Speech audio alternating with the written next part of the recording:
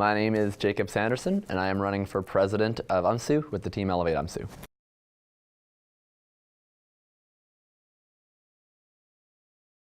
I'm running for UMSU because as a student myself who has often had to work multiple jobs, up to 32-hour work weeks to get through school, I see all of these students that are working so hard, some even involved in different student associations, and working multiple jobs trying to afford university, and it's tough. You see, UMSU executives are in such a unique position because we have a full-time job to go and fight for students on the issues that matter most. And so I decided to run for UMSU when I thought that I had the opportunity to really be a voice for students. So I wanted to devote all of my time to making sure that education is as affordable as possible, to making sure that students have a community on campus, and making sure that students have their voices heard in all of our different discussions that we're having on UMSU.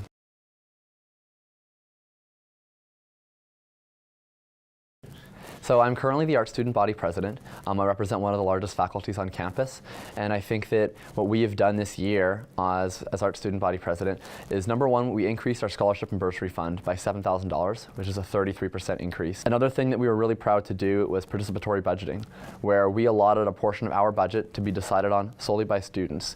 We let them suggest things that they wanted to see happen in their faculty. We made sure to cost it out, and we went back to them with a few of their best suggestions and let them choose. And what they chose was the increase in scholarships and as well as grad school preparation workshops. And the last thing I think that we've done this year on arts that has been something that needs to happen from UMSU is really educate students about the issues that are affecting their education. When we did a survey about the tuition bill, Bill 31, that passed in the provincial legislature this fall, we had a much higher number of students that were quite familiar with Bill 31, 27%, as opposed to students university-wide that were quite familiar with Bill 31, which was 11%. And that's because we were able to go out and educate students about the issues. We made sure to communicate with students. We made sure to listen to them. If they were in favor of the bill, we took note of that. If they were against the bill, we took note of that. And then I spoke to the committee regarding that bill to communicate their concerns, and I wanted to make sure that we were the voice of students.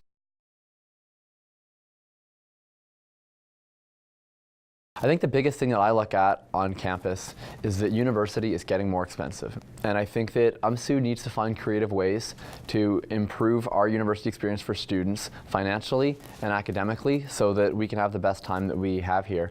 So one big way that we're going to do that is through open educational resources.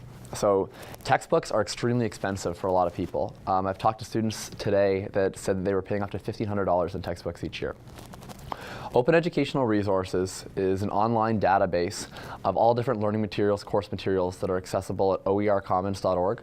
And these can be accessed by students, by professors, and we want to make sure that we go to administration, we go to faculties, we go to departments, we go to individual professors even, to let them know that they should be inputting more open educational resources into their courses so that students taking those courses don't have to pay for textbooks. And then we're also going to make scholarships and bursaries more accessible. So $15 million every year in Canada goes unclaimed for scholarships and bursaries. We want to vastly reduce that number, or at least vastly reduce University of Manitoba's portion of that number, by working with a scholarship aggregation platform so that students can be easily connected to all the different awards that they're eligible for.